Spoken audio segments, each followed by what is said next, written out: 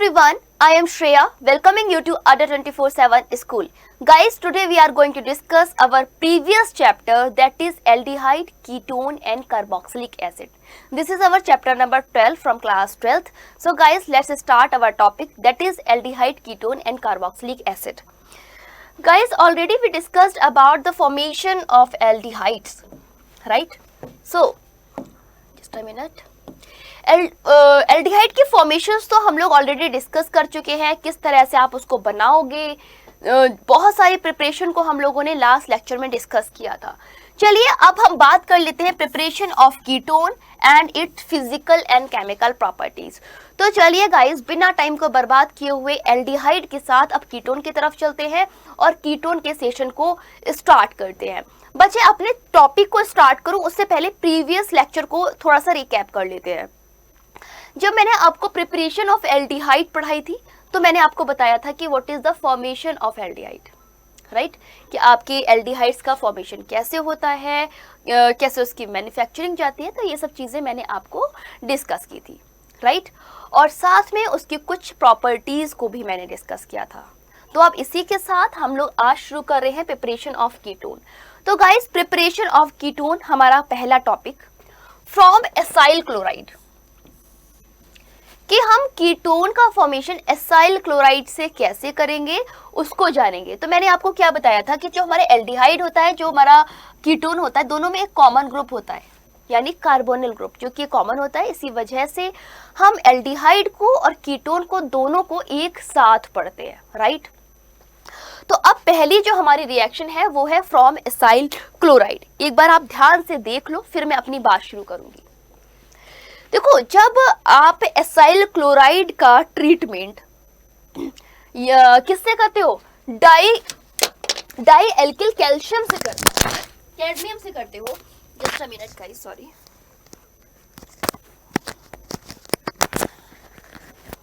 जब आप acyl chloride का ट्रीटमेंट डाई एल्किल कैडमियम से करते हो तो आपका क्या होता है, prepared by the reaction of cadmium chloride with Grignard reagent gives ketone. Treatment of acyl chloride with dialkyl cadmium prepared by the reaction of cadmium chloride. जब आपका रिएक्शन होती है कैडमियम क्लोराइड से with Grignard reagent, किसके साथ, Grignard reagent के साथ, तो आपका कीटोन बनता है. इसका मतलब क्या हुआ guys, this is your Grignard reagent RMgX, जो कि रिएक्शन कर रहा है CdCl2 कैडमियम क्लोराइड से. जब आपके ग्रिग्नार्ड रिएजेंट की रिएक्शन कैडमियम क्लोराइड से होती है तो आपका क्या बनता है, डाई एल्किल कैडमियम. ये आपका क्या है, डाई एल्किल कैडमियम. क्लियर. और साथ में आपका ग्रिग्नार्ड रिएजेंट RMgX बनता है. क्लियर. नेक्स्ट देखो, नेक्स्ट है आपका एसाइल क्लोराइड. ठीक है, एसाइल क्लोराइड की रिएक्शन डाई एल्किल कैडमियम से जब होगी तो गाइस हमारा क्या बनेगा, कीटोन बनेगा और साथ में कैडमियम क्लोराइड निकल जाएगा. क्लियर. अब देखो जरा, सबसे पहले आपने क्या किया, 2 मोल्स ऑफ ग्रिग्नार्ड रिएजेंट की रिएक्शन कैडमियम क्लोराइड से कराई. अब इस रिएक्शन ने आपको डाई एल्किल कैडमियम दिया जो कि हमको चाहिए था. अब ये जो डाई एल्किल कैडमियम आया, इसने क्या किया, एसाइल क्लोराइड के साथ रिएक्शन किया. गाइस, जब डाई एल्किल कैडमियम की रिएक्शन एसाइल क्लोराइड से हुई तो आपका कीटोन और साथ में कैडमियम क्लोराइड आया. क्लियर. तो ये थी हमारी पहली इसकी मैन्युफैक्चरिंग, पहली प्रिपरेशन, कि किस तरह से आप एसाइल क्लोराइड से कीटोन का फॉर्मेशन करते हो. चलो गाइज, अब चलते हैं नेक्स्ट क्वेश्चन की तरफ. नेक्स्ट क्वेश्चन हमारा क्या कह रहा है, नेक्स्ट रिएक्शन है फ्रॉम नाइट्राइल. नाइट्राइल के साथ रिएक्शन कैसे होगी, देखो जरा. Treating a nitrile with Grignard reagent, जब आप एक नाइट्राइल को ग्रिग्नार्ड रिएजेंट के साथ ट्रीट करते हो, फॉलोड बाय हाइड्रोलिसिस, तो ये हाइड्रोलिसिस को फॉलो करता है और कीटोन बनाता है. क्या करता है, कीटोन को बनाता है. मतलब जब नाइट्राइल की रिएक्शन ग्रिग्नार्ड रिएजेंट से होती है तो आपका कीटोन बनता है. क्लियर. कैसे, देखो जरा, ये है आपका नाइट्राइल, इसने रिएक्शन करी C6H5MgBr यानी ग्रिग्नार्ड रिएजेंट से, किसकी प्रेजेंस में, ईथर की प्रेजेंस में। गाइस जब आपका ग्रिग्नार्ड रिएजेंट ईथर की प्रेजेंस में रिएक्शन करेगा तो आपका एडिशन कंपाउंड बनेगा। यस, ये आपका एडिशन कंपाउंड हाइड्रोनियम आयन से रिएक्शन करके आपको प्रोपियोफिनॉन देता है। क्या देता है, प्रोपियोफिनॉन देता है, यानी 1-फेनिल प्रोपियोनॉन देता है, 1-फेनिल प्रोपियोनॉन देता है, यानी C6H5CO C6H5, राइट। तो क्या हो गया, प्रोपियोफिनॉन यानी 1-फेनिल प्रोपियोनॉन। क्लियर। तो एक ये तरीका हो गया कीटोन बनाने का, देखा ना, ये आपका कीटोन बन गया। नेक्स्ट देखो, तीसरी रिएक्शन हमारी है फ्रॉम बेंजीन और सब्स्टिट्यूटेड बेंजीन, कि आपकी जो बेंजीन की रिएक्शन सब्स्टिट्यूटेड बेंजीन से होती है तो गाइस क्या बनता है, व्हेन बेंजीन और substituted benzene is treated with acid chloride. जब आपका बेंजीन और सब्स्टिट्यूटेड बेंजीन या फिर सब्स्टिट्यूटेड बेंजीन रिएक्शन करता है एसिड क्लोराइड से, किसके प्रेजेंस में, in the presence of anhydrous aluminium chloride. जब एनहाइड्रस एल्यूमिनियम क्लोराइड की प्रेजेंस में रिएक्शन करता है तो ये आपको करस्पॉन्डिंग कीटोन देता है ना। बेंजीन करेगा तो उसके करस्पॉन्डिंग कीटोन देगा, सब्स्टिट्यूटेड बेंजीन करेगा तो उसके करस्पॉन्डिंग कीटोन देगा। तो देखो बेंजीन की क्रिया या फिर रिएक्शन एसिड क्लोराइड से हो रही है, किससे हो रही है, एसिड क्लोराइड से, ठीक है। अब ये एसिड क्लोराइड की रिएक्शन एनहाइड्रस AlCl3 के प्रेजेंस में होने की वजह से गाइज आपका क्या आ गया, क्या आ गया, उसके करस्पॉन्डिंग कीटोन आ गया, यानी कीटोन का फॉर्मेशन हो गया। अब इसमें देखो क्या चीज समझने की है, हो सकता है कि आपके सामने, हो सकता है कि आपके रिएक्शन में बेंजीन की रिएक्शन एराइल क्लोराइड से हो रही हो, ठीक है। तब आपका क्या बनेगा, in the presence of anhydrous, ये तो आप समझ ही गए होंगे। जब एनहाइड्रस के प्रेजेंस में रिएक्शन होगी तो गाइज एज यूजुअल आपका क्या बनेगा, ठीक है। अब देखो AR यहाँ पे क्या जुड़ जाएगा, AR। अब इसी तरीके से मान लो एसिड क्लोराइड से हो रही है तो RCOCl से एनहाइड्रस की प्रेजेंस में रिएक्शन होगी तो आपका आ जाएगा COR, ठीक है। क्लियर।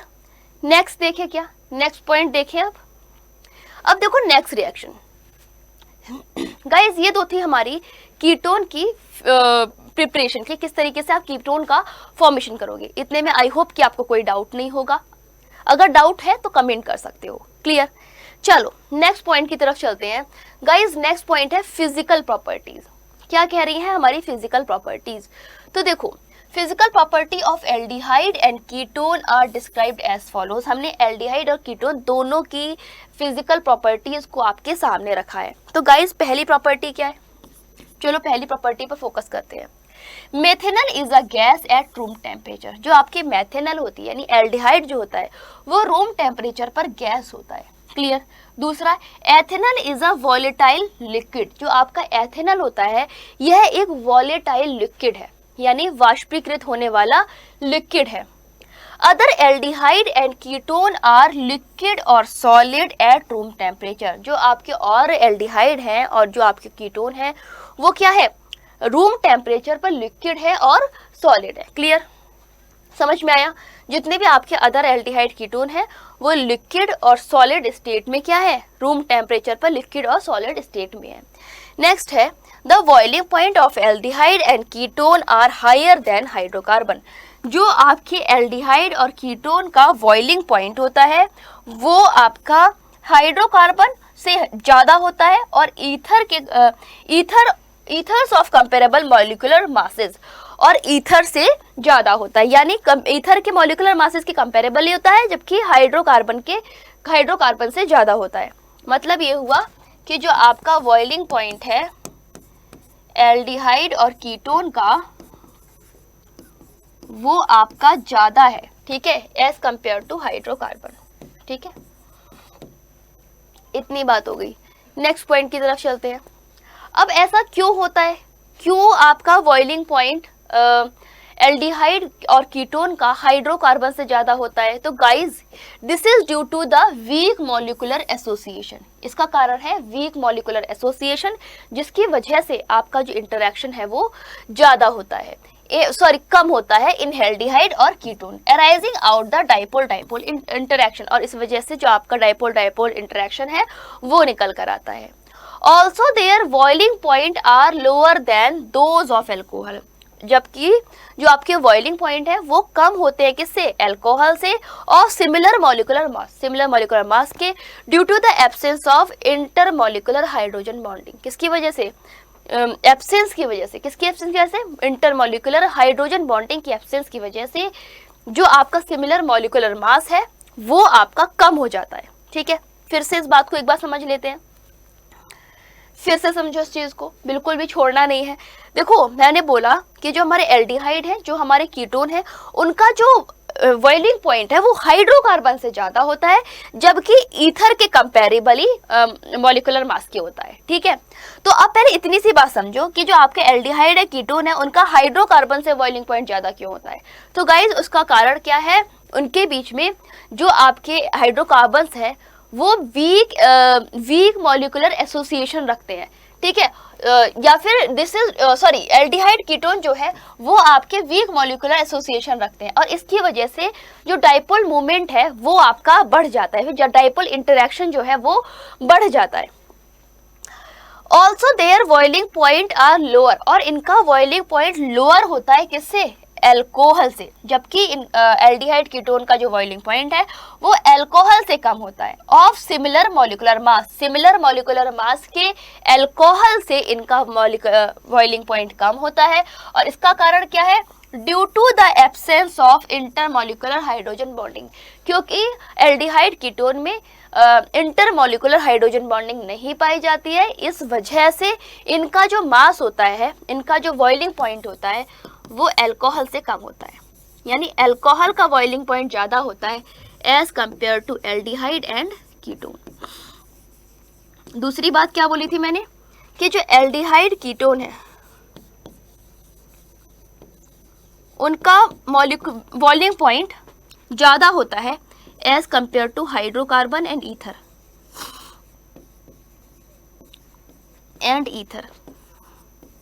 बट ये ध्यान रखना है कि ये दोनों चीजें सेम मॉलिक्यूलर मास की होनी चाहिए। क्लियर। नेक्स्ट है the following compounds of molecular masses 58 and 60 are ranked in order to increasing boiling point. अब हमने आपके सामने एक टेबल दी है जिसमें मॉलिक्यूलर मास 58 से लेकर 60 तक के मॉलिक्यूलर मास दिए हैं और उनके बॉइलिंग पॉइंट को आपके सामने रखा है। तो चलो गाइज अब एक बार इस टेबल की तरफ निगाह डालते हैं, क्या कहना चाह रही है ये टेबल। एन ब्यूटेन जिसका मॉलिक्यूलर मास होता है 58, ठीक है।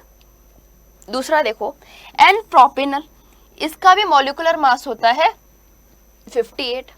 अब प्रोपेनल और ब्यूटेन दोनों में किसका मॉलिक्यूलर मास ज्यादा होना चाहिए?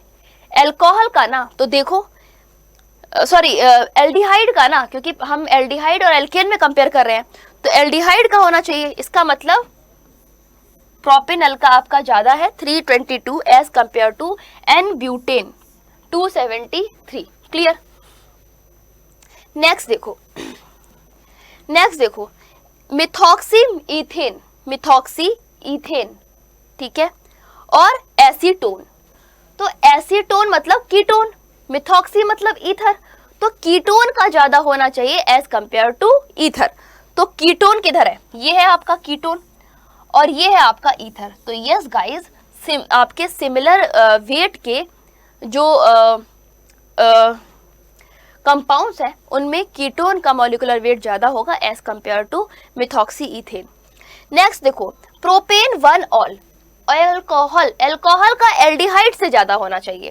तो एल्कोहल तो हमारा ये रहा 370।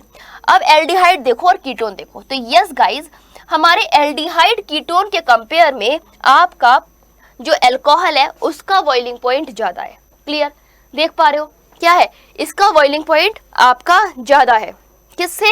एल्कोहल का एल्डिहाइड और कीटोन से। तो ये बात आपकी एकदम क्लियर प्रूफ हो गई कि जो हमारे एल्कोहल्स है उनका बॉइलिंग पॉइंट ज्यादा होता है as compared to aldehyde as compared to aldehyde and ketone. Clear? और ये किसकी बात हो रही है? बॉइलिंग पॉइंट की।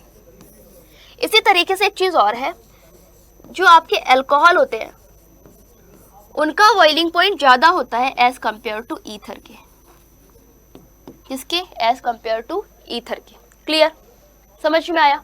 चलो नेक्स्ट पॉइंट की बात कर लेते हैं। गाइस नेक्स्ट पॉइंट देखो, the lower member of aldehyde and ketone such as methanal, ethanal and propanone are miscible with water in all proportion, they form hydrogen bond with water। जो हमारे lower member के या फिर lower molecular mass के aldehydes होते हैं या फिर कीटोन्स होते हैं, जैसे कि आपका हो गया मिथेनल, एथेनल, प्रोपेनॉन, ये कैसे होते हैं? ये पानी में सॉल्युबल होते हैं, ठीक है, पानी में डिसॉल्व होते हैं और हाइड्रोजन बॉन्ड का फॉर्मेशन कर लेते हैं। कैसे? देखो जरा गाइस, इधर देखो, ये है आपका वाटर, ये है आपका वाटर और ये है आपका कार्बोनिल कंपाउंड। तो कार्बोनिल कंपाउंड का ऑक्सीजन और वाटर का हाइड्रोजन इलेक्ट्रोनेगेटिविटी डिफरेंस की वजह से एक दूसरे से इंटरैक्ट करेगा और हाइड्रोजन बॉन्ड का फॉर्मेशन करेगा। क्या करेगा? हाइड्रोजन बॉन्डिंग का फॉर्मेशन करेगा। नेक्स्ट इधर देखो, ये है आपका कार्बोनिल कंपाउंड और ये है वाटर। तो गाइस वाटर का हाइड्रोजन और कार्बोनिल कंपाउंड का ऑक्सीजन दोनों की इलेक्ट्रोनेगेटिविटी में बहुत बड़ा डिफरेंस है। तो ये क्या करेंगे? ये हाइड्रोजन बॉन्डिंग का फॉर्मेशन करेंगे और इसी वजह से जो हमारे कम मॉलिक्यूलर वेट वाले, कम मॉलिक्यूलर मास वाले एल्डिहाइड्स और कीटोन होते हैं वो वाटर में मिसेबल होते हैं।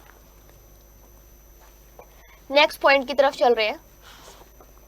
नेक्स्ट देखो guys, however the solubility of aldehyde and ketone decreases rapidly on increasing length of alkyl chain।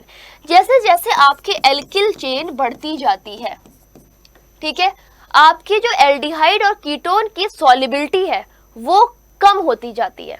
क्या होती जाती है? एल्डिहाइड एंड कीटोन की solubility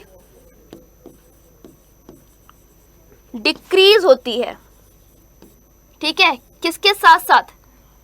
as compared to chain length.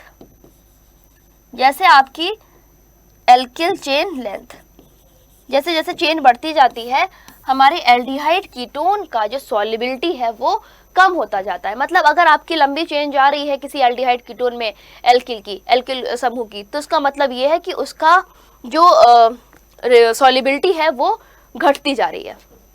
Next देखो, और जितने भी आपके एल्डिहाइड है, जितने भी आपके कीटोन है, are fairly soluble in organic solvent. Aldehyde ketone हमारे ऑर्गेनिक सॉल्वेंट में पूरी तरीके से सॉल्युबल होते हैं, जैसे कि आपका बेंजीन हो गया, ईथर हो गया, मेथेनॉल हो गया, क्लोरोफॉर्म हो गया, ये सभी आपके क्या है? ऑर्गेनिक सॉल्वेंट है। और इन ऑर्गेनिक सॉल्वेंट में हमारा कीटोन और एल्डिहाइड कंप्लीटली सॉल्युबल होता है। नेक्स्ट है, the lower aldehyde have sharp pungent odour. जितने भी हमारे लोअर मॉलिक्यूलर मास के एल्डिहाइड्स हैं वो एक शार्प पिंजेंट मतलब भीनी भीनी खुशबू रखते हैं। क्लियर? इसी वजह से इनको सुगंध में भी यूज किया जाता है। नेक्स्ट है guys, as the size of molecule increase. जैसे जैसे आपके मॉलिक्यूल का साइज इंक्रीज होता जाता है, ये जो महक है, ये जो फ्रेग्रेंस है, ये कम होती जाती है। ठीक है, ये जो less pungent and more fragrant, आपकी जो तीखी गंध है वो कम होती जाएगी और जो खुशबू है वो बढ़ती जाएगी। In fact many natural occurring aldehyde and ketone are used in blending of perfume and flower agents। बहुत सारे नेचुरल आपके जो एल्डिहाइड्स है, जो आपके नेचुरल कीटोन्स है, वो आपके परफ्यूम बनाने में, फ्लोरिंग एजेंट्स के रूप में प्रयोग किए जाते हैं, यानी खुशबू की चीज़ें बनाने में प्रयोग किए जाते हैं। लास्ट सेशन में मैंने आपको बताया था बहुत सारे नेचुरल एल्डिहाइड कीटोन के बारे में, जैसे कि वेनिला के बारे में मैंने आपको बताया था, है ना, बहुत सारे थे उसमें। तो वो सारे आपके नेचुरल एल्डिहाइड थे जिनका यूज हम फ्रेग्रेंस के लिए करते हैं। नेक्स्ट देखो गाइज, केमिकल रिएक्शंस। अब हम कुछ केमिकल रिएक्शन की बात कर लेते हैं, क्योंकि aldehyde ketone both possess carbonyl group. जो हमारे एल्डिहाइड है, जो हमारे कीटोन है, दोनों कार्बोनिल ग्रुप रखते हैं। They undergo similar chemical reaction, और इसी वजह से ये सिमिलर केमिकल रिएक्शन को भी फॉलो करते हैं। Clear guys? चलो अब देखते हैं वो कौन कौन सी केमिकल रिएक्शन है जिसको ये फॉलो करते हैं। तो पहली है न्यूक्लियोफिलिक एडिशन रिएक्शन। गाइस कल के सेशन में भी मैंने बताया था, क्योंकि हमको पता है कि एल्डिहाइड कीटोन के पास कार्बोनिल ग्रुप होता है। कार्बोनिल ग्रुप में ऑक्सीजन क्या करेगा, हायर इलेक्ट्रोनेगेटिविटी की वजह से इलेक्ट्रॉन्स को अपनी तरफ अट्रैक्ट कर लेगा और पार्शियल नेगेटिव हो जाएगा। तो इस कार्बन पर पार्शियल पॉजिटिव चार्ज आ जाएगा। अब ये कार्बन के पास जब इलेक्ट्रॉन की डिफिशियंसी है तो क्या होगा, कोई न्यूक्लियोफाइल आकर अटैक करेगा। इसका मतलब क्या हो गया इसमें, इसका मतलब इसमें न्यूक्लियोफिलिक एडिशन रिएक्शन हो गई। क्या हुआ, न्यूक्लियोफिलिक एडिशन रिएक्शन हो गई, और ये आपकी एल्डिहाइड कीटोन दोनों में होती है। तो यस, न्यूक्लियोफिलिक एडिशन रिएक्शन हम लोग पढ़ने वाले हैं। Mechanism of nucleophilic addition reaction क्या होगी गाइस, देखो जरा। A nucleophile attack the nucleophilic addition atom from the polar carbonyl group. जो आपका एक न्यूक्लियोफाइल है वो इलेक्ट्रोफिलिक कार्बन एटम के पोलर कार्बोनिल कंपाउंड पर अटैक करेगा from a direction approximately perpendicular, from a direction approximately perpendicular to the plane। देख पा रहे हो आप, of sp2 hybridized orbital of carbon atom। जो कार्बन की sp2 hybridized orbital है उस पर अटैक करेगा, ठीक है। The hybridization of carbon change sp2 sp3। जैसे ही इसमें इलेक्ट्रॉन्स जाएंगे तो इसका जो हाइब्रिडाइजेशन है वो sp2 से कन्वर्ट होके sp3 में चला जाएगा, है ना। And tetrahedral alkoxide intermediate is produced, और जिससे क्या होगा, आपका एल्कोक्साइड इंटरमीडिएट बन जाएगा। क्लियर? अब देखो जरा इस चीज को समझते हैं। तो अब चलिए देख लेते हैं न्यूक्लियोफिलिक एडिशन रिएक्शन। गाइस मैंने आप लोगों को जो चीजें बताई हैं बस उनको आपने ऐसे ही एक स्लॉट में रिवाइज करते जाना है, चीजें एकदम क्लियर होती जाएंगी।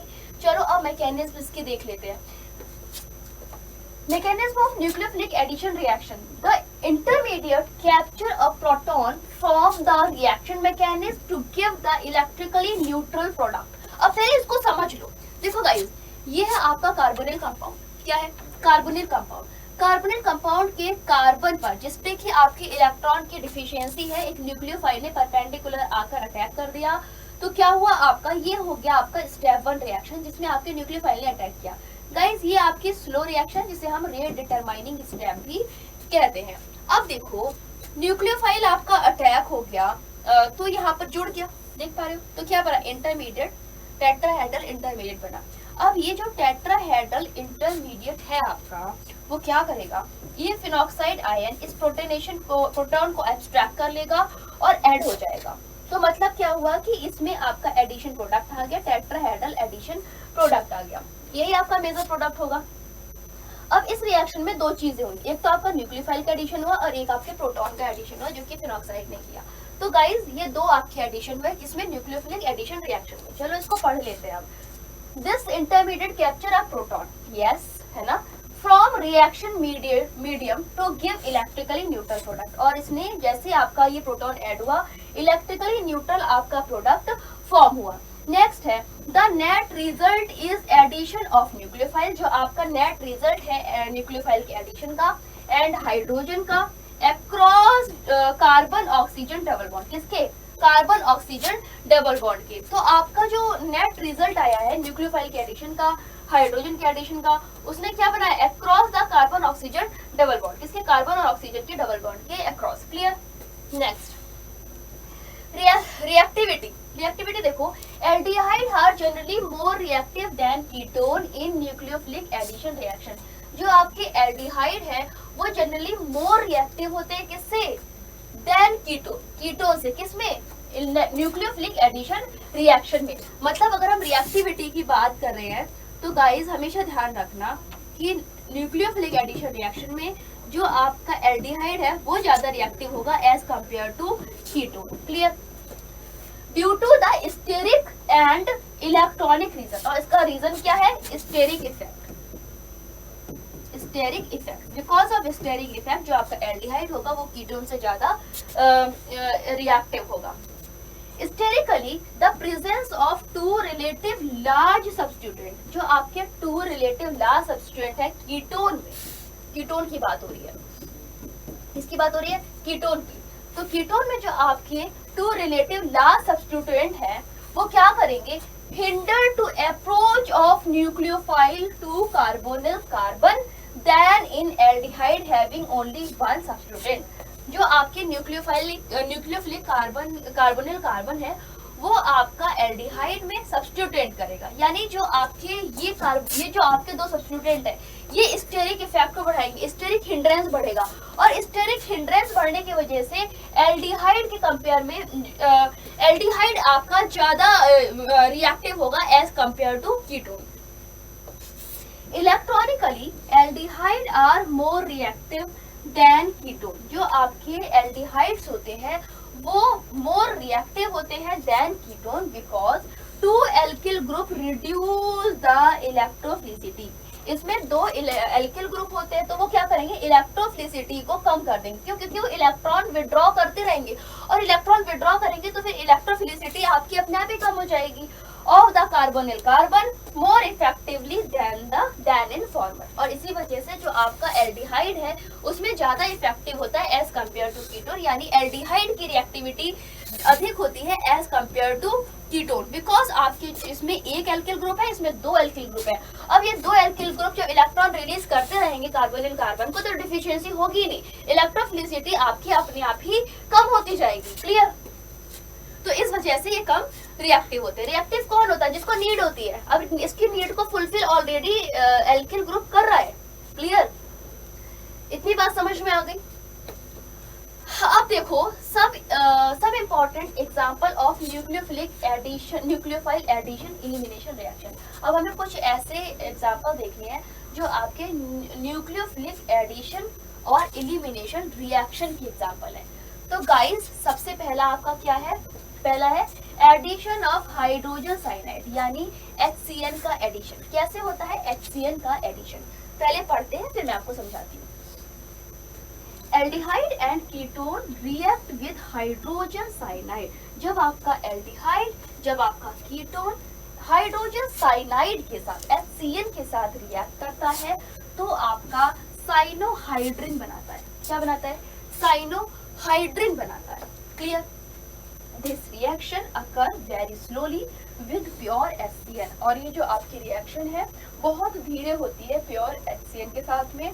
Therefore, it catalyzed by base and generated cyanide ion, being a strong nucleophile, readily add to the carbonyl compound to yield corresponding cyanohydrin। अब इसको समझो जरा। सबसे पहले हमारे HCN ने, हाइड्रोजन साइनाइड ने बेस के साथ रिएक्शन करी। क्या करी? बेस के साथ इसकी रिएक्शन हुई। तो जब इसकी बेस से रिएक्शन हुई तो क्या होगा? एक साइनाइड आयन आपका जनरेट होगा। क्या होगा? साइनाइड आयन आपका जनरेट होगा। और इस साइनाइड आयन का generation, this is like a nucleophile. ये आपका क्या है? न्यूक्लियोफाइल है। अब गाइस ये न्यूक्लियोफाइल इस कार्बोनिल कंपाउंड के कार्बोनिल कार्बन की डिफिशियंसी पर परपेंडिकुलर अटैक करेगा। जब ये साइनाइड आयन इस कार्बन के पर परपेंडिकुलर अटैक करेगा तो गाइस हमको पता है न्यूक्लियोफिलिक एडिशन रिएक्शन के हिसाब से, न्यूक्लियोफिलिक एडिशन रिएक्शन की अकॉर्डिंग ये आपका टेट्राहेड्रल इंटरमीडिएट बनाएगा। गाइस ये टेट्राहेड्रल इंटरमीडिएट जिसमें कि आपका ये फिनॉक्साइड आयन है, ये प्रोटॉन को एब्स्ट्रैक्ट कर लेगा। तो यस, इसने प्रोटॉन को एब्स्ट्रैक्ट कर लिया और हमारा क्या आ गया? साइनोहाइड्रिन आ गया। और यही जो साइनोहाइड्रिन है ये आपका एडिशन प्रोडक्ट हो गया। क्लियर? क्लियर? इतनी बात समझ में आ गई? कितना आसान था एडिशन ऑफ साइनोहाइड्रिन। सबसे पहले साइनोहाइड्रिन ने किससे रिएक्शन करी? बेस से रिएक्शन करी। लिखा भी होगा मैंने, react with hydrogen cyanide yield hydrogen cyanide catalysed by a base, है ना? ये एक बेस से इसने रिएक्शन करी तो आपका न्यूक्लियोफाइल आ गया।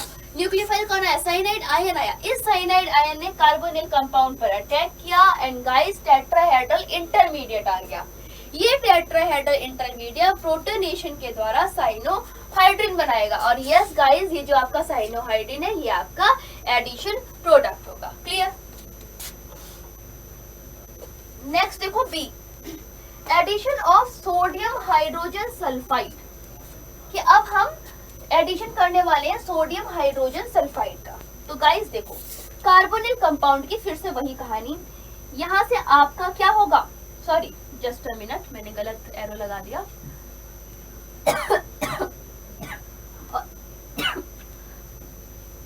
ऑक्सीजन क्या करेगा, इलेक्ट्रॉन्स को अपनी तरफ एब्स्ट्रैक्ट कर लेगा, पार्शियल नेगेटिव हो जाएगा, कार्बन पर पार्शियल पॉजिटिव चार्ज हो जाएगा। अब गाइस इस पार्शियल पॉजिटिव पर आपका अटैक होगा, कौन करेगा, Na plus SO3 minus, Na plus plus HSO3 minus, है ना, ये आपका निकल गया। क्लियर गाइस, समझ रहे हो? अब देखो कैसे बनेगा।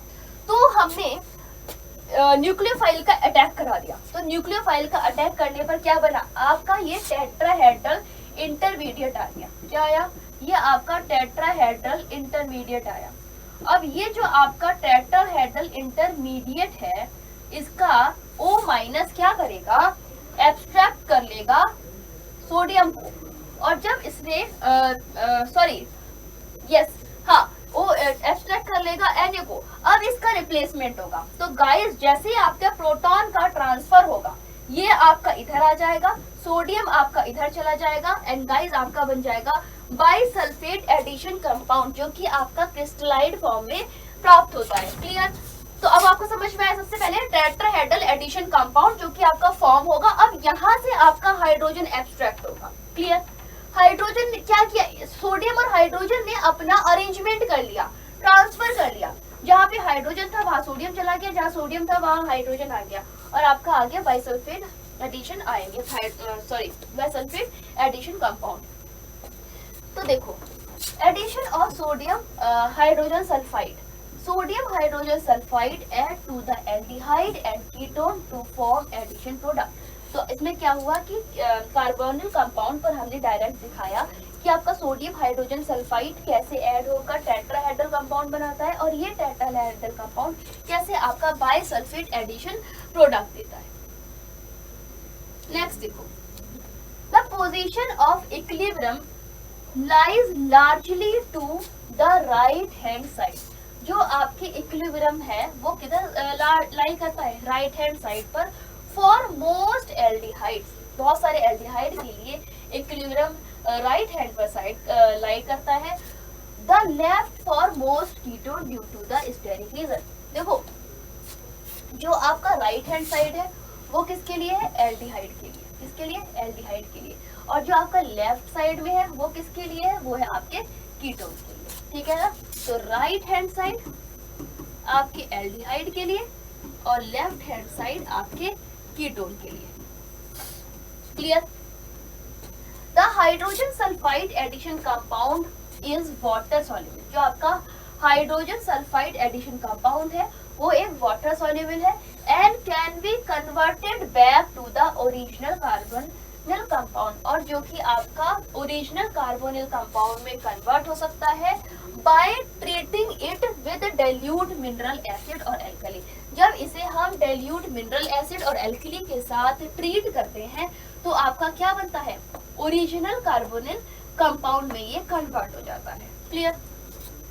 Therefore, these are useful for the separation and purification of aldehydes। इसी वजह से ये आपके किसके लिए यूजफुल होते हैं, सेपरेशन के लिए और प्यूरिफिकेशन के लिए। किसी एल्डिहाइड का अगर आपको सेपरेशन करना है या फिर प्यूरिफिकेशन करना है तो भी हम इसका इस्तेमाल कर सकते हैं।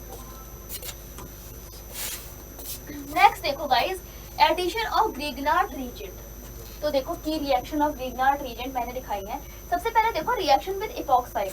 गाइस जब इपॉक्साइड में आपका ग्रिग्नार्ड रीजेंट का एडिशन होता है तो क्या होगा, देखो जरा, फॉर्म आएगा आपका C बॉन्ड C और OH आपका बॉन्ड फॉर्मेशन होगा। ब्रेक क्या हो रहा है, आपका C बॉन्ड O का ब्रेक हो रहा है। ठीक है, तो एडिशन क्या हुआ, addition to least substituted carbon. Clear? Next देखो अब यहाँ पर रिएक्शन विद एल्डिहाइड और कीटोन जो कि हमको एक्चुअली देखनी है, मेन तो यही है। ये देखो, ये है आपका कार्बोनिल या फिर एल्डिहाइड। एल्डिहाइड में आपका जब MgBr का अटैक हुआ तो गाइस आपका एडिशन प्रोडक्ट आया। अब इस एडिशन प्रोडक्ट में आपका प्रोटोनेशन हुआ, वाटर का प्रोटॉन का प्रोटोनेशन हुआ, तो क्या हुआ, फॉर्मेशन हुआ C बॉन्ड C का, O बॉन्ड H का, और टूटा कौन सा, C बॉन्ड O, यानी आपका ये बॉन्ड टूटा और बाकी बॉन्ड आपके बने। नेक्स्ट देखो, addition of alcohol. Aldehyde react with one equivalent of monohydric alcohol. जब आपका एल्डिहाइड किसी एक मोनोहाइड्रिक अल्कोहल के साथ रिएक्शन करता है in the presence of dry hydrogen chloride, इसके प्रेजेंस में, ड्राई हाइड्रोजन क्लोराइड के प्रेजेंस में रिएक्शन करता है टू यील्ड एल्कोक्सी अल्कोहल, तो ये अपने एल्कोक्सी अल्कोहल इंटरमीडिएट बनाता है जो कि आपका हेमे एसिटल कहलाता है। क्या कहलाता है, हेमे acetal, which further react with one more molecule of alcohol। जब ये आगे another molecule से रिएक्ट करता है अल्कोहल के, तो आपको जिम डाई एल्कोक्सी कंपाउंड देता है, जिसे हम क्या कहते हैं, एसिटल कहते हैं। क्लियर, मतलब ये हुआ कि अगर अल्कोहल का रिएक्शन फिर से किया जाए तो फिर ये जिम डाई एल्कोक्सी कंपाउंड देगा, जिसे हम एसिटल के नाम से जानते हैं।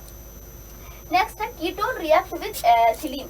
जब आपका कीटोन रिएक्ट करता है एथिलीन के साथ, एथिलीन ग्लाइकॉल के साथ, under the similar condition, similar condition में, तो आपको क्या देता है, साइक्लिक कंपाउंड को फॉर्म करता है। क्या करता है, साइक्लिक कंपाउंड को फॉर्म करता है, और ये कहलाता है इथाइलिन ग्लाइकॉल कीटल। क्या कहलाता है, इथाइलिन ग्लाइकॉल कीटल कहलाता है। ठीक है, नेक्स्ट देखो, dry hydrogen chloride protonates the hydrogen of carbonyl compound. जो आपका ड्राई हाइड्रोजन क्लोराइड है वो ऑक्सीजन को प्रोटोनेट कर लेता है कार्बोनिल कंपाउंड से, and therefore increase electrophilicity of carbonyl compound.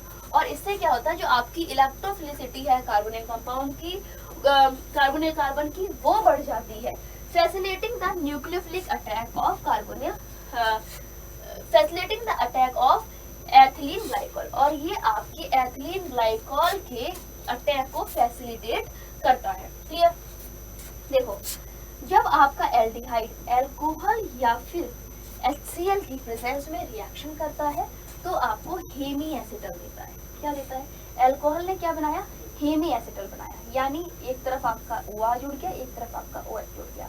अब अल्कोहल, प्राइमरी अल्कोहल के साथ रिएक्शन हुई तो गाइस प्रोटोनेशन से आपका क्या हुआ, यहाँ पर एसिटल बन गया और बाई प्रोडक्ट आपका H2O आ गया। नेक्स्ट देखो, कार्बोनिल कंपाउंड की रिएक्शन एथिलीन ग्लाइकॉल से हुई, सॉरी इथाइल अल्कोहल से हुई, तो आपका क्या आया, तो आपका क्या आया, sorry in the presence of HCl और डाइल्यूट HCl हुई, तो आपका इथाइलिन ग्लाइकॉल कीटल आया। क्यों, क्योंकि आपकी कार्बोनिल कंपाउंड की रिएक्शन किससे हो रही है, इथाइलिन ग्लाइकॉल से हो रही है। अब ये ग्लाइकॉल क्या करेगा, आपका एडिशन कंपाउंड यानी इंटरमीडिएट देगा जो कि है इथाइलिन ग्लाइकॉल कीटल, और यही आपका फाइनल प्रोडक्ट होगा। नेक्स्ट देखो, acetal and ketal are hydrolysed with aqueous mineral acid. जब आपके ये एसिटल, ये वाला जो आपका एसिटल है और ये जो आपका कीटल है, जब इनको हम एक्वस मिनरल एसिड से हाइड्रोलाइज करते हैं तो आपका एल्डिहाइड और कीटोन प्राप्त होता है। क्या होता है, करस्पॉन्डिंग एल्डिहाइड और कीटोन प्राप्त होता है। Clear, clear. अब वो तो हो गई बात आपकी एडिशन ऑफ अल्कोहल की। क्लियर, अब नेक्स्ट हम बताने वाले हैं guys addition of ammonia and its derivatives. क्या है एडिशन ऑफ अमोनिया और उसका डेरिवेटिव, न्यूक्लियोफाइल जैसे कि आपका ammonia and its derivative H2NZ added to the carbonyl compound. जब आपकी न्यूक्लियोफिलिक रिएक्शन होती है अमोनिया के साथ में तो क्या होता है, आपके अमोनिया का डेरिवेटिव कार्बोनिल कंपाउंड पर ऐड होता है। कौन से कार्बोनिल कंपाउंड पर, या तो एल्डिहाइड के, चाहे कीटोन की बात कर लो, किसी भी कार्बोनिल कंपाउंड पर जब ऐड होता है तो यह रिएक्शन रिवर्सिबल और कैटालाइज्ड होती है एसिड के साथ। ठीक है, तो ये रिएक्शन आपके रिवर्सिबल रिएक्शन होती है और एसिड द्वारा कैटालाइज्ड होती है। The equilibrium favour the product formation. ये जो आपका इक्विलिब्रियम है ये क्या करता है, प्रोडक्ट फॉर्मेशन को फेवर करता है। और उसका कारण क्या है, रैपिड डिहाइड्रेशन ऑफ इंटरमीडिएट। जो आपका ये इंटरमीडिएट बना, इसका रैपिड डिहाइड्रेशन होता है और यह आपका क्या बनाता है, CnZ बनाता है। क्या बनाता है, C bond N bond Z। और यहाँ पे Z क्या है आपका, H2NZ। H2NZ आपका अमोनिया का डेरिवेटिव है। यहाँ पर Z आपका एल्किल, एराइल, हाइड्रोक्सिल, अमाइन, इस तरीके से आगे है ना ग्रुप से है जो कि आपके अटैच हो सकते हैं। किसके साथ, अमोनिया है, अमोनिया के डेरिवेटिव है एक तरीके से, ठीक है। तो कार्बोनिल कंपाउंड की रिएक्शन जब अमोनिया के डेरिवेटिव से हुई तो आपका टेट्राहेड्रल एडिशन कंपाउंड आया। ये टेट्राहेड्रल एडिशन कंपाउंड प्रोटोनेशन से आपको क्या देगा, सॉरी डिहाइड्रोजनेशन से आपको क्या देगा, इसमें से आपका डिहाइड्रोजनेशन हो गया तो आपको यहाँ पर आपके लिए दे देगा एक इंटरमीडिएट कंपाउंड जो कि आपका फाइनल प्रोडक्ट होगा। तो ये क्या है, C double bond and Z, जो कि आपका अमोनिया से ही रिलेटेड कंपाउंड बनेगा। Z आपका क्या क्या हो सकता है, यहाँ alkyl, aryl, OH, NH2, C6H5NH, NH, CONH2, कुछ भी हो सकता है। नेक्स्ट, अब हमने आपके सामने रखे हैं सम N substituted derivated from aldehyde and ketone. कौन कौन से N सब्स्टिट्यूटेड डेरिवेटिव है, N के साथ कौन से ऐसे डेरिवेटिव है जो सब्स्टिट्यूट हो सकते हैं। तो Z की बात कर रहे हैं, तो गाइस Z कौन कौन सा है, एक H है ना, रिएजेंट का नाम आएगा अमोनिया, क्लियर। दूसरा देखो R, एमाइन, रिएजेंट का नाम एमाइन, ठीक है। अब देखो दूसरा एल्कोहल, तो यहाँ पे Z की जगह OH आ गया यानी हाइड्रोक्सी एमाइन, ठीक। नेक्स्ट देखो, अगर यहाँ पर C double bond N single bond Z में Z की जगह पर आपका NH2 आ गया तो हाइड्राजीन, तो क्या होगा, हाइड्राजीन।